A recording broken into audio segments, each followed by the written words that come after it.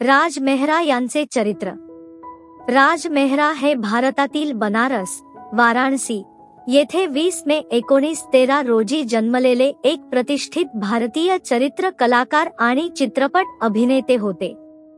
हिंदी चित्रपटसृष्टीतील त्यांची उल्लेखनीय कारकीर्द अनेक दशकांपर्यंत पसरली, ज्या दरम्यान ते 300हून अधिक चित्रपटांमध्ये दिसले, जे प्रामुख्याने वडिलांच्या आणि अधिकृत व्यक्तिरेखांच्या शक्तिशाली चित्रणासाठी ओळखले जातात.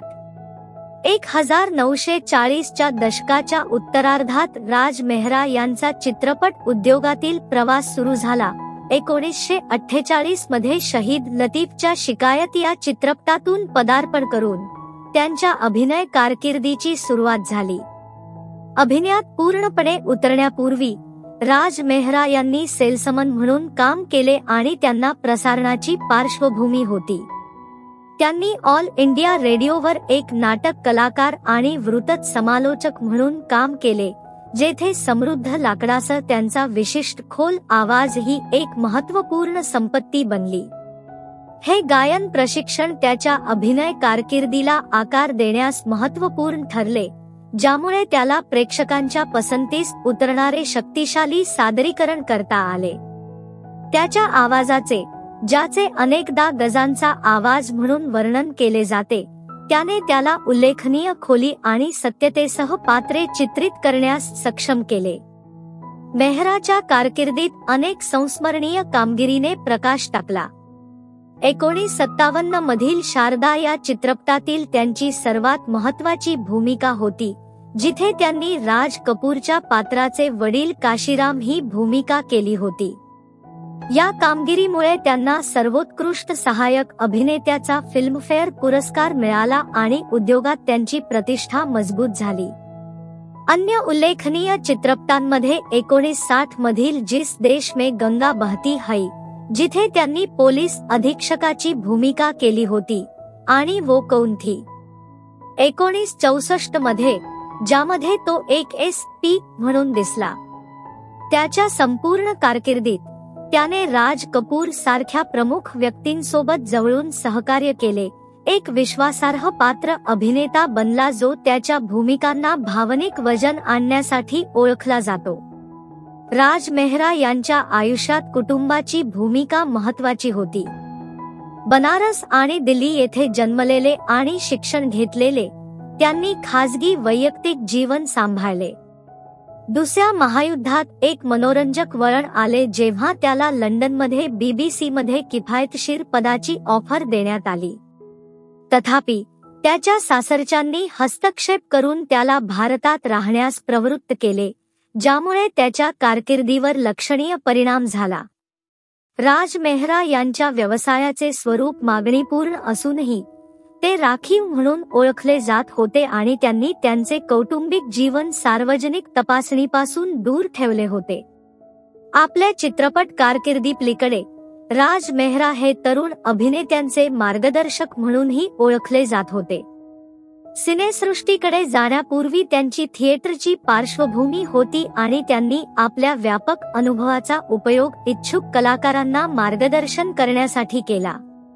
त्यांची अष्टपैलुत्व मुख्य प्रवाहातील हिंदी चित्रपटांच्या पलीकडे विस्तारली, कारण ते प्रादेशिक चित्रपटांमध्ये देखील दिसले, त्यांच्या अभिनय श्रेणी आणि अनुकूलता दर्शवितात. त्यांच्या आयुष्याच्या उत्तरार्धात राज मेहरा यांना आरोग्यविषयक आव्हानांना सामोरे जावे लागले, ज्याने त्यांच्या सातत्याने काम करण्याच्या क्षमतेवर परिणाम केला. तथापि, त्यांच्या निधनाच्या काही काळापूर्वी ते चित्रपटसृष्टीशी वचनबद्ध राहिले. त्यांचा शेवटचा चित्रपट आसू बने अंगारे 1993 मध्ये प्रदर्शित झाला. त्याच वर्षी त्यांचे निधन झाले. आव्हाने असूनही राज मेहरा यांनी भारतीय चित्रपटसृष्टीवर एक अमिट छाप सोडली, त्यांच्या अस्सल कामगिरीसाठी, कमांडिंग आवाजासाठी आणि पात्र भूमिकांमध्ये खोली आणण्याची क्षमता यासाठी लक्षात ठेवले. राज मेहरा यांचा वारसा चित्रपट रसिक आणि इतिहासकारांनी साजरा केला आहे.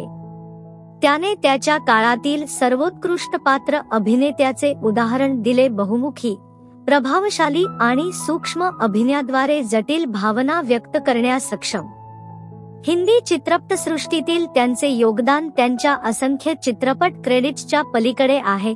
त्यांनी कलाकारांच्या एका पिढीचे प्रतिनिधित्व केले ज्यांनी अस्सल कथाकथन रुपेरी पडद्यावर आणले. मागे पाहिल्यास राज मेहरा यांचा भारतीय चित्रपटसृष्टीतील प्रवास हा चरित्र कलाकारांच्या सामर्थ्याचा पुरावा आहे जे सहसा कथाकथनाचा कणा म्हणून काम करतात. पारंपरिक अर्थाने तो आघाडीचा माणूस नसला तरी 1940च्या उत्तरार्धापासून ते 1990च्या दशकाच्या सुरुवातीपर्यंतच्या हिंदी चित्रपटांच्या कथनात्मक फॅब्रिकचा त्यांचा अभिनय अविभाज्य होता. दिसणाऱ्या सहाय्यक भूमिकांना संस्मरणीय पात्रांमध्ये रूपांतरित करण्याच्या त्याच्या क्षमतेने मानवी भावना आणि कथाकथनाची गहन समज दर्शविली. राज मेहरा यांच्या कारकिर्दीचा मार्ग सेल्समन ते रेडिओ कलाकार आणि नंतर प्रसिद्ध पात्र अभिनेता कलात्मक प्रयत्नांचे गतिशील स्वरूप प्रतिबिंबित करते. त्याचा सखोल, गुंजत आवाज आणि उल्लेखनीय पडद्यावरची उपस्थिती याने त्याला केवळ अभिनेता बनवले नाही, तो एक कथाकार होता जो गुंतागुंतीच्या भावना विलक्षण सूक्ष्मतेने व्यक्त करू शकत होता. शारदासाठी 1958 मधील सर्वोत्कृष्ट सहाय्यक अभिनेत्याचा फिल्मफेअर पुरस्कार ही केवळ वैयक्तिक उपलब्धी नव्हती, तर सिनेमात सखोलता आणि सत्यता आणण्यात पात्र कलाकारांच्या महत्त्वपूर्ण भूमिकेची ओळख होती. भारतीय चित्रपट उद्योग जसजसा विकसित होत आहे तसतसे राज मेहरा हे महत्त्वाकांक्षी पात्र अभिनेत्यांसाठी बेंचमार्क राहिले आहे. त्यांचा वारसा त्यांनी केवळ 300 चित्रपटांमध्ये अभिनय केला नाही तर त्यांनी प्रेरित केलेल्या अभिनेत्यांच्या पिढ्यांमध्ये आहे आणि त्यांनी आपल्या सूक्ष्म अभिनयाने प्रेक्षकांना स्पर्श केला आहे. सिनेमात प्रत्येक भूमिका महत्त्वाची असते आणि खरी कलात्मकता ही भूमिकेच्या आकारात नसून तिच्या चित्रणाच्या खोलवर असते ही कल्पना त्यांनी मांडली.